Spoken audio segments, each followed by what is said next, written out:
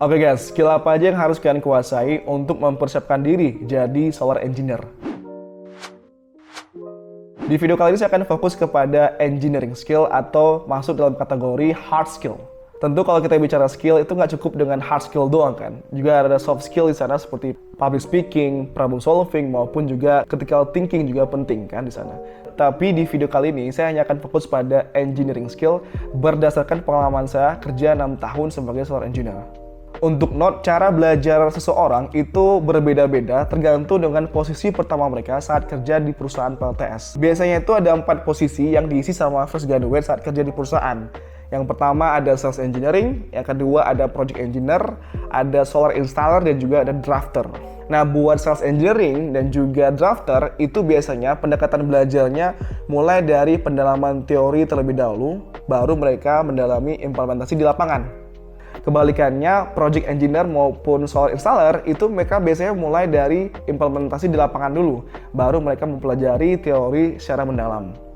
Oke, tanpa basa-basi ada 5 engineering skill yang harus kalian kuasai. Yang pertama adalah design calculation menggunakan Microsoft Excel. Yang kedua adalah simulasi energi menggunakan PVSys, gambar desain menggunakan AutoCAD, project visualization menggunakan SketchUp, dan juga preliminary design menggunakan Helioscope.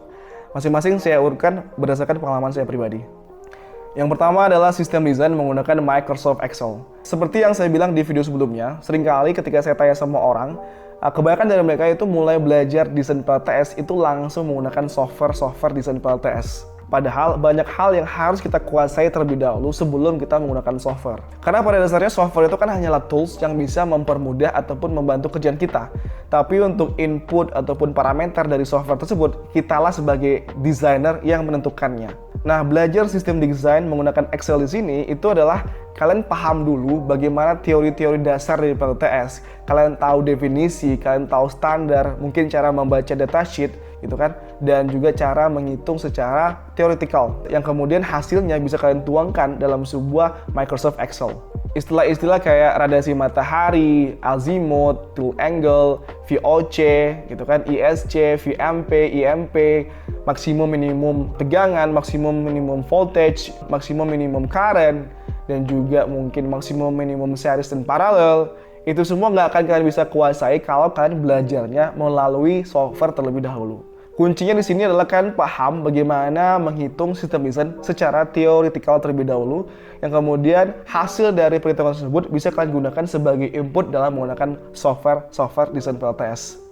Setelah tahu teori, istilah, cara menghitung, itu bakal memudahkan kalian untuk belajar skill yang berikutnya, yaitu gambar perencanaan sistem PLTS. Gambar perencanaan sistem PLTS di sini adalah gambar pada saat project development ataupun sales development, atau kita sering sebutnya adalah preliminary design. Ada 2 gambar minimal yang harus kalian siapkan pada tahap ini. Yang pertama adalah modul layout, dan yang kedua adalah single line diagram atau SLD. Ada 3 tahapan yang harus dilakukan untuk menghasilkan sebuah gambar perencanaan sistem PLTS.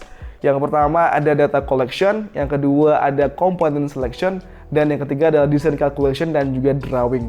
Saya pengen bahas topik ini di video selanjutnya, tapi jangan lupa untuk subscribe dulu, nyalakan notifikasi untuk update video-video berikutnya. Output utama yang pengen kita hasilkan dari proses ini adalah kita tahu berapa maksimal kapasitas PLTS yang bisa terpasang, kita tahu berapa daya inverter, kita tahu juga kabel calculation-nya, kita tahu juga RAB-nya, kita tahu hitung cara sistem proteksinya, yang semuanya nanti bakal kita rangkum dalam sebuah gambar modul layout dan juga single line diagram. Nah, dari gambar modul layout dan juga single line diagram ini bakal jadi acuan kita dalam menghitung yang namanya cost of system atau rencana anggaran biaya.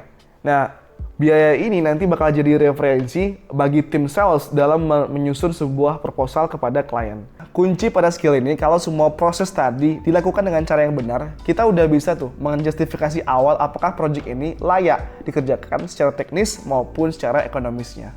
Oke, gambar udah beres, kita udah punya SLD, kita udah punya modul layout, ya kan? Kita udah punya RAB, kita udah tahu berapa potensial kapasitas PLTS yang bisa kepasang. Step selanjutnya adalah kita pengen tahu berapa potensial energi yang bakal diproduksi oleh sistem PLTS yang kita desain tadi. Di sini saya bilang potensial karena kita nggak akan pernah bisa menghitung pasti berapa energi production dalam kilowatt hour yang bakal dihasilkan sebuah sistem PLTS dalam 1 tahun.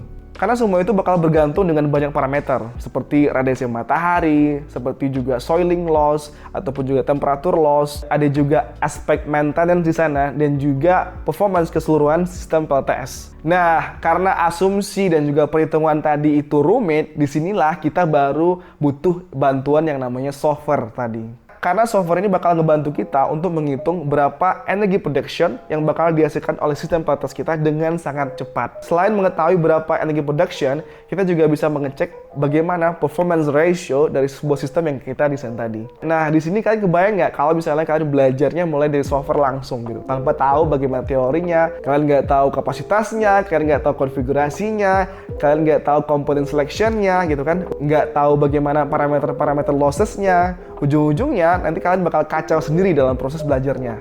Kunci pada skill ini adalah untuk memastikan apakah perhitungan yang kalian hitung dalam software tadi ataupun gambar tadi itu benar dan dapat disimulasikan dalam sebuah software PVSys. Di sisi lain kalian tahu input-inputnya, parameter-parameter lossesnya, dan yang terakhir kalian bisa menganalisa laporan ataupun report dari hasil simulasi PVSys tadi. Oke, dua skill terakhir sebenarnya ini adalah skill yang pelengkap yang sebenarnya pun kalau misalnya kalian nggak bisa skill ini, itu kalian bakal baik-baik aja. Tapi kadang laporan ataupun hasil report dari skill ini itu juga dibutuhkan untuk hasil yang lebih detail dan juga tampilan yang lebih menarik kepada klien. Yaitu skill keempat, project visualization menggunakan SketchUp. Ini adalah software yang digunakan oleh banyak arsitek dan juga desain interior dalam menghasilkan sebuah gambar 3D dalam sebuah bangunan ataupun tampak bangunan. Dalam sistem PLTS, software ini ataupun skill ini dibutuhkan dalam dua kondisi.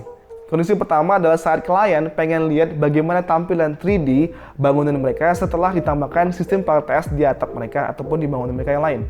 Dan yang kedua, kita pengen menganalisa bagaimana potensial shading losses yang dihasilkan oleh objek-objek sekitar PV modul kita yang mau kita pasang. Nah, yang kedua, kita pengen melihat bagaimana potensi bayangan di sekitar modul area kita. Karena pada dasarnya sebagai software engineer, salah satu tugas kita adalah untuk memastikan apakah sistem PLTS kita itu terhindar dari objek bayangan yang kemudian bakal berefek kepada losses ataupun performance dari sistem PLTS kita. Software ini sangat gampang digunakan, banyak tutorial yang bisa kalian dapatkan di YouTube dan saya nggak akan bahas detail mengenai software ini. Tapi yang paling penting pada skill ini, kalian bisa membuat gambar 3D dari sebuah bangunan beserta PLTS-nya, yang kemudian gambar 3D dari SketchUp tadi bisa kalian import ke dalam PVSys untuk simulasi potensi bayangan. Yang terakhir, fast preliminary design menggunakan helioscope. Vast majority people, kebanyakan orang yang saya tanya, itu mereka mulai mendesain PLTS pertama kali hampir 70% menggunakan helioscope. Nggak salah sih, karena semua orang itu punya proses dan cara belajar masing-masing. Tapi kalau berdasarkan pengalaman saya pribadi, itu kalian nggak akan belajar banyak hal dengan menggunakan helioscope. Selain kalian bisa membuat sebuah kotak yang presisi. Alasan saya menggunakan helioscope, saya pengen tahu berapa potensial kapasitas PLTS yang bisa terpasang di sebuah bangunan ataupun lahan yang mau saya desain. Karena kalau saya hitung menggunakan Excel ataupun menggunakan AutoCAD, itu bakal lama gitu. Makanya saya pakai helioscope agar hasilnya bisa saya dapatkan dengan cara yang cepat. Sedangkan kerja di perusahaan PLTS, itu kita butuh hasil yang akurat dengan cara dan waktu yang cepat. Nah, di helioscope ini kita juga bisa melakukan analisa energy production ataupun shading. Tapi kebanyakan perusahaan yang saya tahu, dan juga termasuk saya, kita menggunakan helioscope itu hanya untuk mengambil berapa kapasitas dalam kilowatt peak-nya saja. Tapi untuk energi simulasinya, kita masih menggunakan PVSys karena lebih detail secara parameter-parameter lossesnya dan juga hasilnya atau reportnya lebih juga detail dan akurat. Untuk proyek-proyek skala kecil maupun residensial, helioscope ini cukup digunakan karena selain hasilnya cepat, laporannya secara tampilan juga oke untuk digunakan. Tapi untuk proyek skala komersial, industrial, bahkan utility, itu biasanya kita masih menggunakan PVSys ataupun cara-cara yang saya sebutkan pada skill 1, 2, dan 3 tadi. Terakhir, helioscope juga punya feature baru di mana kalian bisa uji kelayakan secara ekonomis sistem PLTS yang kalian desain. But again, itu semua tergantung skala project dan juga cara masing-masing perusahaan dalam melakukan sebuah analisa ekonomis tadi. Oke guys, udah lumayan video kali ini. Saya udah jelaskan skill apa aja yang harus kalian kuasai untuk mempersiapkan diri jadi software engineer. Again, seperti yang saya bilang di awal tadi, video ini saya urutkan berdasarkan pengalaman saya pribadi 6 tahun kerja sebagai software engineer di Indonesia maupun di luar negeri. Kembali lagi itu tergantung orangnya, tergantung metode mereka, cara mereka, posisi mereka, dan juga kebutuhan mereka pada saat itu. Tapi paling tidak, kelima engineering skill tadi itu bakal kalian butuhkan nanti bagaimanapun kondisi ataupun urutan kalian nanti pada saat kerja sebagai software engineer. Share video ini kalau kalian merasa video ini bermanfaat untuk kalian semua ataupun buat teman-teman kalian. Jangan lupa untuk subscribe dan juga nyalakan tombol notifikasi. Follow saya di sosial media, LinkedIn, Instagram, dan juga Twitter. Sekian dulu untuk video kali ini. God bless you all.